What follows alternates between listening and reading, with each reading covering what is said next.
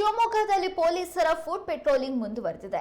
ಕಳೆದ ರಾತ್ರಿಯೂ ಕೂಡ ಶಿವಮೊಗ್ಗ ಉಪವಿಭಾಗ ವ್ಯಾಪ್ತಿಯ ಓಟಿ ರಸ್ತೆ, ಸೀಗೆಹಟ್ಟಿ, ಶರಾವತಿ ನಗರ, ರಾಜೀವ್ ಗಾಂಧಿ ಬಡಾವಣೆ, ಸ್ವಾಮಿ ವಿವೇಕಾನಂದ ಬಡಾವಣೆ, ಸೂಳೆಬೈಲಿನಲ್ಲಿ ಕಾರ್ಯಾಚರಣೆ ನಡೆಸಿದ್ರು.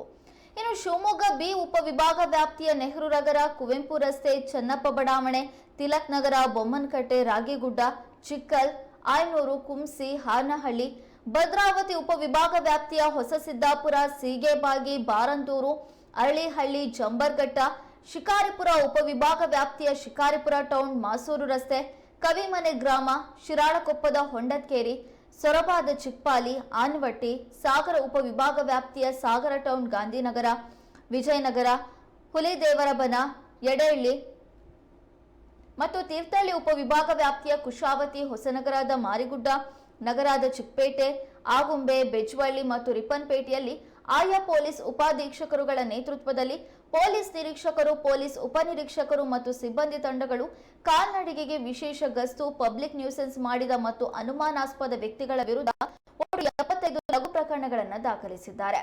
ಕಳೆದ ಕೆಲ ದಿನಗಳಿಂದ ರಾತ್ರಿ ಕಾರ್ಯಾಚರಣೆಯನ್ನು ಶಿವಮೊಗ್ಗ ಪೊಲೀಸರು ನಿರಂತರವಾಗಿ ನಡೆಸ್ತಾ ಇದ್ದು, ಪುಂಡ ಪೋಖರಿಗಳಿಗೆ ಸರಿಯಾದ ಪಾಠ ಕಲಿಸ್ತಾ ಇದ್ದಾರೆ.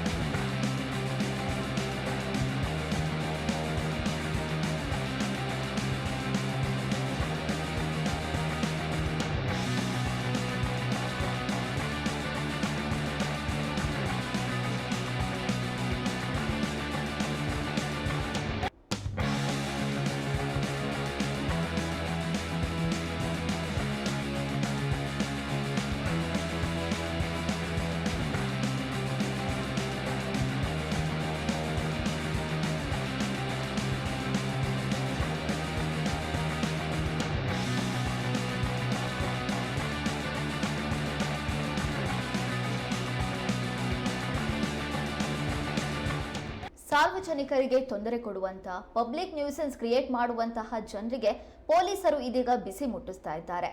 ಅಷ್ಟಕ್ಕೂ ಫುಡ್ ಪೆಟ್ರೋಲಿಂಗ್ ಅನ್ನ ಪೊಲೀಸರು ನಿರಂತರವಾಗಿ ಮುಂದುವರೆಸಿದ್ದು, ನಿನ್ನೆಯೂ ಕೂಡ ಶಿವಮೊಗ್ಗ ನಗರ, ಶಿವಮೊಗ್ಗ ಗ್ರಾಮಾಂತರ, ಸೊರಬ, ಸಾಗರ, ಶಿಕಾರಿಪುರ, ತೀರ್ಥಹಳ್ಳಿ ಭಾಗದಲ್ಲಿ ಫುಡ್ ಪೆಟ್ರೋಲಿಂಗ್ ಅನ್ನು ನಡೆಸಿದ್ದಾರೆ.